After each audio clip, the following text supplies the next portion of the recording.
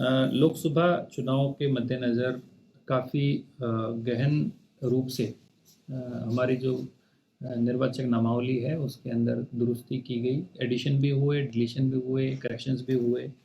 और वो करने के बाद आज के समय में हमारी जो स्थिति है, हमारे कुल मेल मतदाता 6,79,472 है और फीमेल मतदाता 6,49,292 हैं। थर्ड जेंडर 4 हैं। कुल मिलाकर 13,28,768 हमारे मतदाता इस बार हैं।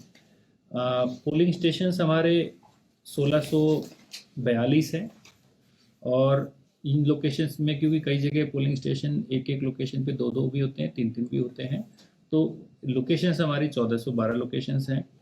जो ईवीएम्स की एफएलसी होनी थी, फर्स्ट लेवल चेक होना था, वो हमारा हो चुका है और जितनी हमें आवश्यकता है उसके हिसाब से रिजर्व के साथ हमारे पास ईवीएम्स की सफिशिएंसी है।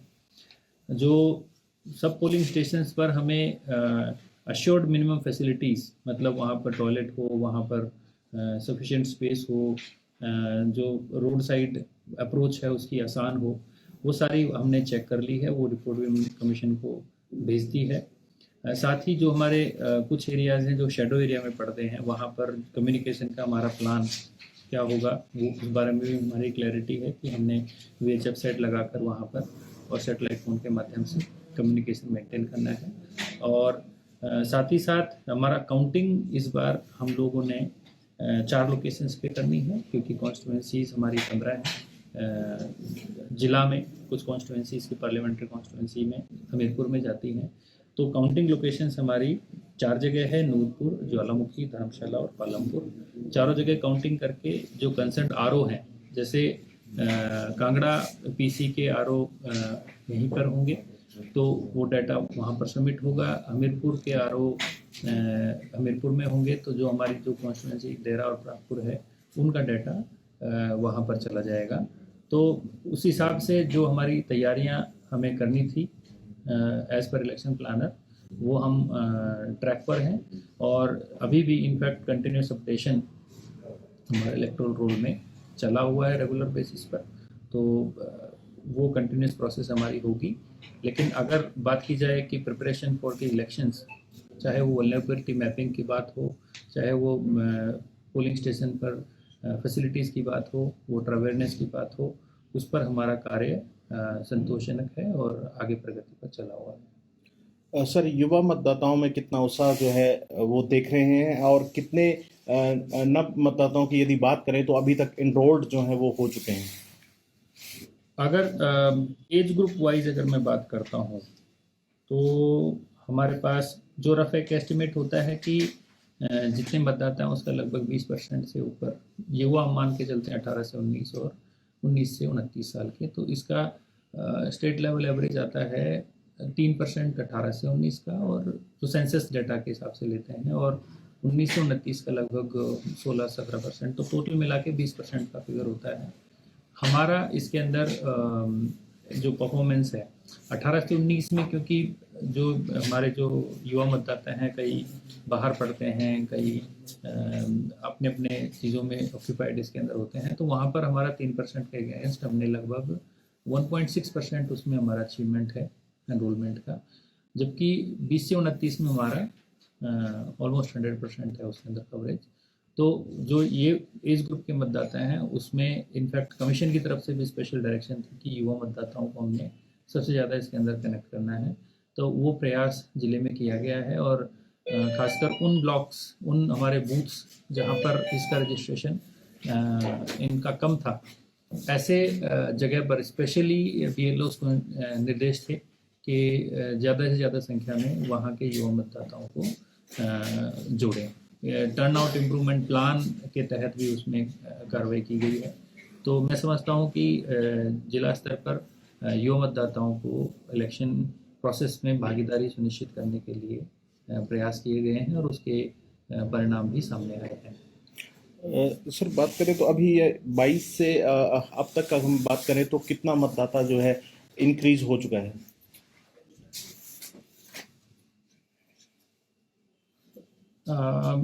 एग्जैक्ट फिगर अभी जो नए मतदाताओं के एडिशन वाली है वो मैं अभी आपको डिटेल में दे दूंगा, क्योंकि मेरे पास फ़िलहाल वो डाटा अभी अवेलेबल नहीं है।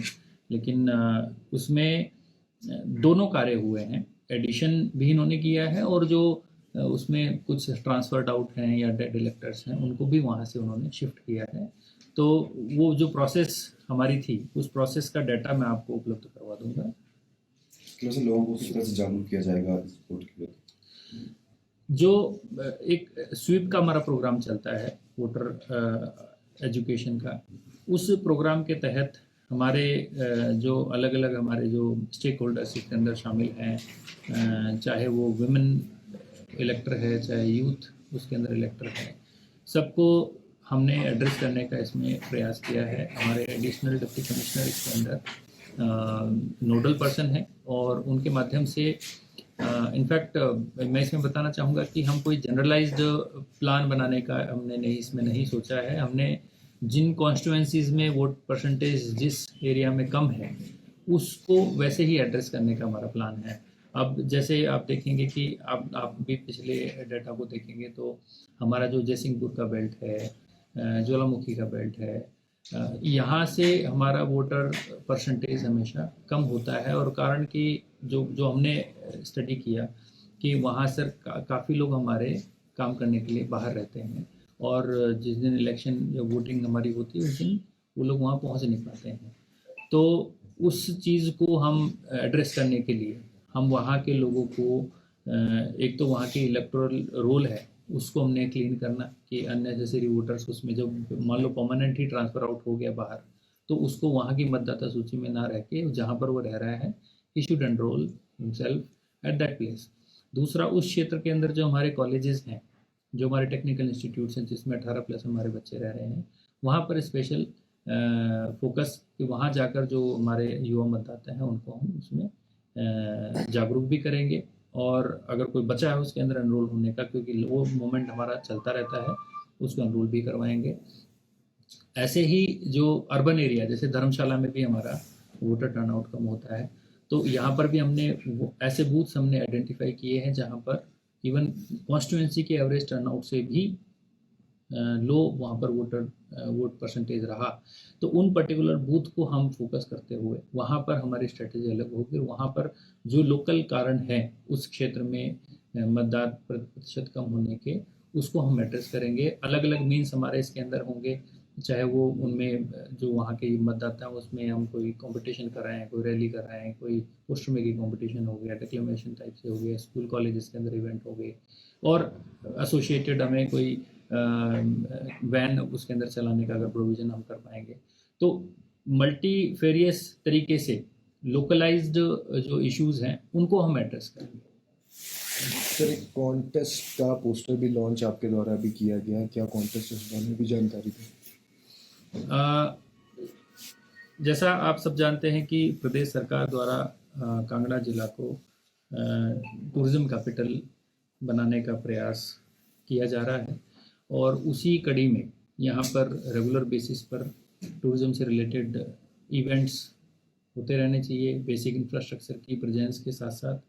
तो उसी संदर्भ में एक स्प्रिंग कार्निवल का आयोजन यहाँ पर हमारे पर्यटन विभाग के माध्यम से उनके सपोर्ट के साथ किया जा रहा है, और उस के अंदर अलग अलग इवेंट्स हो रहे हैं। जैसे आज जो पोस्टर लॉन्च हुआ, ब्रास बैंड कंपटीशन का पोस्टर लॉन्च हुआ, कि जो हमारे जो नॉर्मल हमारे जो बाजा वादक होते हैं वो इसमें पार्टिसिपेट करें, और एक कंपटीशन की भावना के साथ अपना टैलेंट वहाँ पर शोकेस करें, और आगे भी इनफैक्ट अगर जब उनको प्रोत्साहन मिलेगा तो हमें कहीं ना कहीं निश्चित रूप से एक प्लेटफॉर्म हम उन लोगों को उपलब्ध करा पाएंगे जहाँ पर अपना वो टैलेंट भी शोकेस करें और अपनी प्रतिभा को और जगह भी यूज़ कर सकते हैं, जो हमारे पर्यटन के लिए काम आ सकती हैं। हाल ही में मौसम इस कार्निवल में और कौन कौन सी एक्टिविटीज जो सर की जाएंगी? इसके बारे में आई एम वेरी श्योर जो ऑर्गेनाइजर्स हैं और पर्यटन विभाग है वो आपको डिटेल में ब्रीफिंग दे देंगे। जी सर, प्रदेश में मौसम निकल रही है, जिला कांगड़ा की बात करें तो यहाँ भी कुछ क्षेत्रों में अलर्ट जारी किया गया है, तो उसके लिए क्या हिदायत रहेगी जिला भर से? मौसम जब भी ख़राब होता है IMD की तरफ से पूर्वानुमान भी आता है और नाउकास्ट भी उसके अंदर आता है, और जिला प्रशासन की तरफ से उसमें रेगुलर हिदायत भी यही जारी की जाती है कि उस मौसम से अननेसेसरी कोई नुकसान हो उससे हमें बचना चाहिए। खासकर हमारे जो हाई रीच वाले इलाके हैं, कोई वहाँ पर वेंचर आउट ना करे। वहाँ पर अगर ऐसी स्थिति उत्पन्न होती है तो सबके लिए एक थोड़ी परेशानी वाली स्थिति बनती है, तो उसको अवॉइड करने का सबसे पहले हमारा प्रयास होना चाहिए। और जब भी वेंचर आउट आप बाहर कर रहे हैं तो एक बार जो हमारा वेदर फोरकास्ट है या जो करंट वेदर सिचुएशन है उसको पहले उसको देखकर ही आगे कोई कदम उठाना चाहिए।